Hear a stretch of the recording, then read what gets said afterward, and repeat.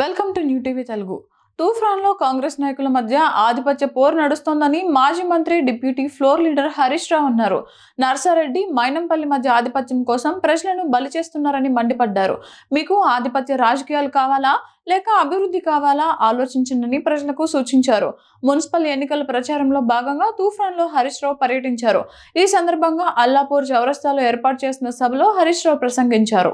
అక్కడి నుంచి తూప్రాన్ బస్టాండ్ వరకు భారీ రోడ్ షో నిర్వహించారు. అనంతరం బస్టాండ్ వద్ద ఏర్పాటు చేసిన కార్నర్ మీటింగ్ లో మాట్లాడుతూ తూప్రాన్ అభివృద్ధిని గుర్తు చేస్తూ కాంగ్రెస్ పాలనను ఎండగట్టారు. ఒకప్పుడు తూప్రాన్ లో మంచినీళ్లు కావాలంటే 3 రోజులకోసారి వచ్చేవని, గీతారెడ్డి ఎమ్మెల్యేగా ఉన్నప్పుడు బిందెలతో అడ్డం పడి నిరసన తెలిపేవాళ్లు అని హరీష్ రావు గుర్తు చేశారు. కానీ కేసీఆర్ వచ్చాక ప్రతి ఇంటికి నల్లా పెట్టి ఆడబిడ్డలకు నీటి కష్టాలను తీర్చారని తెలిపారు. తూప్రాన్ను మున్సిపాలిటీ చేసింది, ఆర్డీఓ ఆఫీస్ తెచ్చింది, 4 లైన్ రోడ్లు వేసి హైవేలా మార్చింది కారు గుర్తు కాదా అని ప్రశ్నించారు. కేసీఆర్ రాకముందు తూప్రాన్కు పిల్లనియ్యాలంటే నీళ్లు మోపిస్తారని భయపడేవాళ్ళు. కానీ ఇప్పుడు తూప్రాన్కే పిల్లనియ్యాలన్నట్టు పరిస్థితి మారిందని అన్నారు. 10 లక్షలు లేని భూమిని ₹1 కోటి చేసింది కేసీఆర్. కానీ రేవంత్ రెడ్డి వచ్చాక భూముల ధరలు పాతాళానికి, బంగారం ధరలు ఆకాశానికి చేరాయని హరీష్ రావు అన్నారు. 2 ఏళ్ల నుంచి తూప్రాన్ అభివృద్ధిని అడ్డుకున్నారని హరీష్ రావు తెలిపారు. రోడ్లకు గొంతులు పడితే డాంబర్ వేసే దిక్కు కూడా ఈ ప్రభుత్వానికి లేదని విమర్శించారు. కేసీఆర్ ఉన్నప్పుడు పంటకు రైతు బంధు పడేదే, కరోనా కష్టకాలంలో కూడా ఆపలేదని తెలిపారు. రేవంత్ రెడ్డి 2 రైతు బంధులు ఎగ్గొట్టాడన్నారు. బతుకమ్మ చీరలు బంద్, కేసీఆర్ కిట్ బంద్, గొర్రెల పంపిణీ బంద్, చేపల పిల్లలు బంద్, దళిత బంధు బంద్, అన్ని బంద్ పెట్టి ప్రజలను గోస పెడుతున్నాడని పేర్కొన్నారు. సద్ది తిన్న రేవు తలవాలి, మనకు అన్నం పెట్టిన కేసీఆర్ ను మర్చిపోవద్దని అన్నారు. వద్దిండా మనమడు కాళ్ళు పెట్రోల్ కు పైసలు అడిగిండా మనమడు ఏం చెప్పిండు? డిసెంబర్లో ఎన్ని డిసెంబర్లు వాయి ఇప్పటికి 2 వాయ 3 రావట్టే 4,000 మాత్రం రాలే. ఇవో గిసంటి మాటలు చెప్పిండు. నేను అడుగుతున్నా, ఆనాడు కేసీఆర్ 200, 2,000 చేస్తా అంటే గెలిచినాక ఒక్కటే నెలకు 2,000 చేసి మీకు ఇచ్చిండా లేదా? గెలవంగానే ఇచ్చిండా లేదా? మరి ఈ దొంగ ఏం చేసిండు? ఇంకా ఇవాళ అంటుండు, ఇవాళ ఏమంటుండు? గాడిదలకు ఓట్లు వేయొద్దట. ఇప్పుడు ఎవడు అడ్డగాడిదా? ఇవాళ రంగారెడ్డి జిల్లాకు పోయి అంటుండు, ఏ గాడిదలకు ఓటు వేయకుర్రి, గాడిదలకు ఓటు ఎత్తే పని కాదట. ఇప్పుడు ఎవడో అడ్డగాడిద అర్థమైతలేదా? దాన్ని చూస్తే ఎవడో అడ్డగాడిదా? అట్లనే మా అక్క చెల్లెళ్ళకు ఇగో జీతం పడ్డట్టు నెలకు 2,500 ఇస్తా, నెల జీతం పైసలు ఇస్తా. మీ భర్తను అడుకోవాల్సిన అవసరం లేదు. నెలకు 2,500 మా అక్కలకు చెల్లెళ్ళకి ఇస్తా అన్నాడు. వచ్చినాయి ఎవరికన్నా? వచ్చినాయి అమ్మా? గది కూడా చూద్దాం ఒక్కసారి, చూసినాక మాట్లాడుకుందాం. మహాలక్ష్మి సరే, మీరు పిల్లలు వదిలిపెట్టకుండా వాళ్ళకి వినబడాలి. ఆ దొంగ సంగతి అర్థం కావద్దా? పాలేందో నీళ్ళేందో తెలియవద్దా?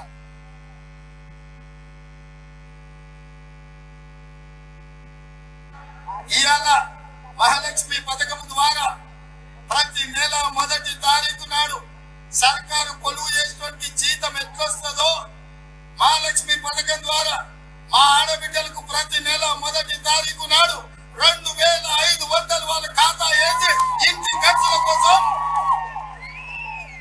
ఖర్చుల కోసం పిల్లల చదువుల కోసం ఆడబిడ్డ చేతిలో నగదు పెట్టాలని ఇవాళ సోనియమ్మ ఆలోచన చేసింది. ఒకవేళ నగదే ఇంటి ఆయన చేతులు ఉంటే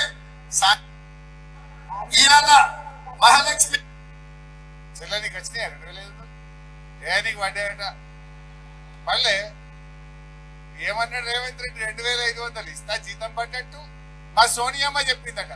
రేవంత్ రెడ్డి ఇయ్యడు, సోనియమ్మ అడగదు. సోనియమ్మ పోయి ఢిల్లీలో పడ్డది, రేవంత్ రెడ్డి పోయి కుర్చీలో కూర్చున్నాడు. ఇక దొరుకుతాడా? రావయ్య రేవంత్ రెడ్డి అంటే ముంగట 4 పోలీసు బండ్లు, వెనక 4 బండ్లు. రమ్మని దమ్ముంటే జిన్నారంకు పోలీసులు లేకుండా రమ్మని మా అక్కజల మధ్యలకు వస్తాడా? ధైర్యం ఉందా? పోలీసు లేకుండా రమ్మని గిడికి అక్కజల మధ్యలోకి వస్తే నీ బట్టలు ఇప్పించి ఉరికిస్తారు బిడ్డ రేవంత్ రెడ్డి. ఏం మాట్లాడినావు? ఆ రోజు 2,500 ఇస్తా, బరాబర్ ఇస్తా, జీతం పడ్డట్టు ఇస్తా, ఇక మీ ఆయనని అడుక్కోవాల్సిన అవసరం లేదన్నాడు. యాడికి పోయినాయి? ఇవాళ పొద్దుగాల తూప్రాన్ని పోయింది. నేను ఓ పెంటక్క కలిసింది. పెంటక్క ఇట్లే మాట్లాడుకుంటూ వస్తుంటే చెయ్యి పట్టుకున్నది. ఏంది అమ్మా అన్న, ఏం పేరంటే పెంటమ్మ అన్నది. ఏం సంగతి పెంటక్క అన్న, ఏం లే కాంగ్రెస్ వాడు వచ్చిండు బిడ్డ ఇయ్యాల 5,000 ఇచ్చిండు కళ్ళల్లో మొక్కుతుండు అన్నది. అగో ఏం సంగతి ఎవరు కింది మీద చేస్తావా అక్క అన్న, ఏ గట్ల కాదు బిడ్డ నీకు ముచ్చట చెప్తా ఆగన్నది. వాడు వచ్చి 5,000 ఇచ్చిండు బిడ్డ, తీసుకున్నా. వాడు ఒట్టు పెట్టుకో అన్నాడు. దేవుని మీద ముందే అనుకున్న, దేవుడు అయితే ఉత్తుతుంది, ఇవి నా పైసలే, ఈ 5,000 తీసుకుంటా, నువ్వేం తప్పు పట్టుకోకని అనుకున్నా మనసులో. ఆ 5,000 తీసుకున్నదట. తీసుకొని ఆ కాంగ్రెస్ ఏం చెప్పిందట, రేవంత్ రెడ్డి నెలకు 2,500 వేస్తా అన్నాడు. ఇప్పుడు గద్దె మీద కూర్చొని 26 నెలలు అయింది. 26 నెలలకు 2,500 చొప్పున లెక్క పెడితే 65,000 రావాలి బిడ్డ. ఇవి 5,000 ఇచ్చినావు, ఇంకా 60,000 అడకరాపో అన్నదట. 5 ఇచ్చినావు, ఇంకా 60 అడకరాపో అన్నదట మా పెంటక్క. మరి మా జిన్నారం అక్కలు ఏమంటారు, జిన్నారం చెల్లెళ్ళు ఏమంటారు? ఆ దొంగకు బుద్ధి చెప్పొద్దా మనం? ఇప్పుడు ఇది ఇంత మోసం ఉంటుందా ఎక్కడన్నా? ఇంకా ఈయన చెప్తే నమ్మరని సోనియా గాంధీ పేరు చెప్పింది. మా సోనియా గాంధీ చెప్పింది, మా సోనియా గాంధీ ఏమన్నది. ఇప్పుడు సోనియా గాంధీ ఢిల్లీ, రేవంత్ రెడ్డి గల్లీ, అయిపోయాయి మన పని. ఇది మోసం కాదా ఇది? ఇంకా ఆడవిళ్ళ పెళ్లికి మీకు 1,00,000 రూపాయలు ఇచ్చిండా కేసీఆర్? రేవంత్ రెడ్డి అనుకున్నాడు దవాఖాన పోతే కేసీఆర్ కిట్ ఇస్తుండు, బతుకమ్మకు చీరలు ఇస్తుండు, పెళ్లికి 1,00,000 రూపాయలు ఇస్తుండు, మంచి నీళ్లు ఇచ్చిండు. అక్క చెల్లెల ఓట్లన్నీ కేసీఆర్ కే పడేటట్టున్నాయని కేసీఆర్ 1,00,000 ఇచ్చిండు, నేను తులం బంగారం ఇస్తా అన్నాడా? అది కూడా చూద్దాం ఒకసారి.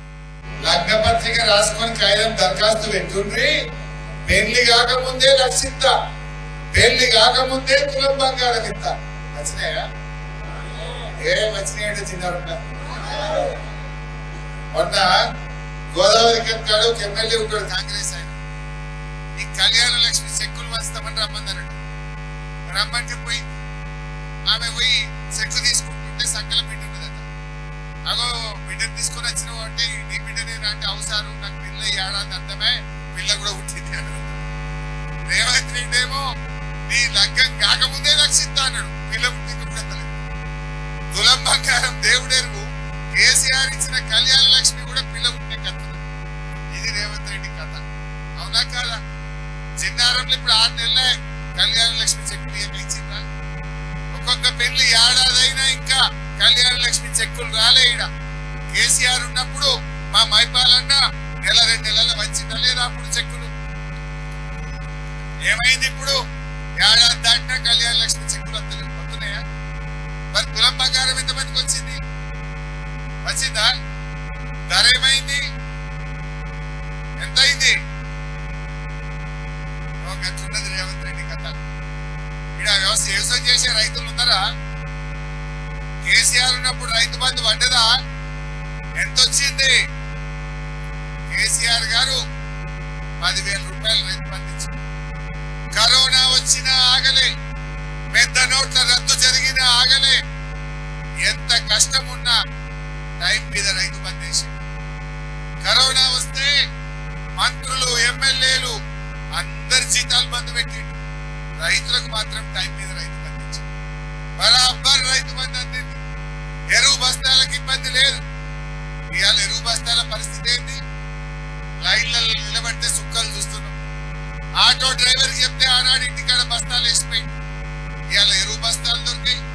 ఇప్పుడు ఫిబ్రవరి నెల పడ్డదా రైతు బంధు? పడ్డదా ఎవరికన్నా? ఇప్పటికే 2 ఎగ్గొట్టిండు. 2 రైతు బంధులు అన్నింటిలో పోయినాయి రేవంత్ రెడ్డి వచ్చినాక. వానాకాలం ఇస్తాడు, యాసంగి ఎగ్గొట్టాడు. 2 పంటలు ఎగ్గొట్టిండు. ఇప్పుడు మళ్ళా యాసంగికి ఇంతవరకు రైతు బంధు మళ్ళీ.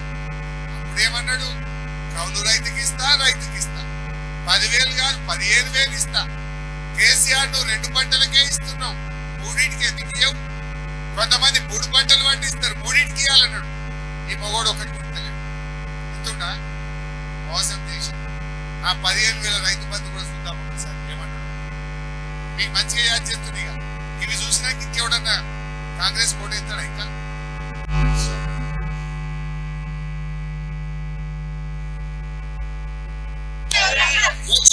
ఇందిరమ్మ రాజ్యంలో రైతు భరోసా పథకం కింద ప్రతి ఎకరాకు, ప్రతి రైతుకు ప్రతి సంవత్సరం 15,000 రూపాయలు ఇచ్చే బాధ్యత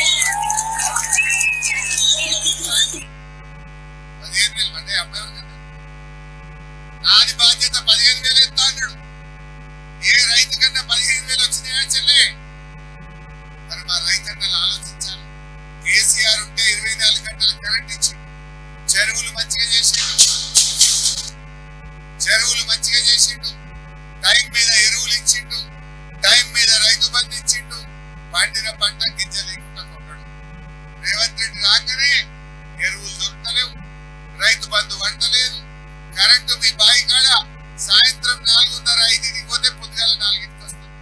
12 గంటలు కరెంట్ తీసి పారేసిండు. కేసీఆర్ ఉన్నప్పుడు కరెంటు పోయిందా ఎప్పుడన్నా?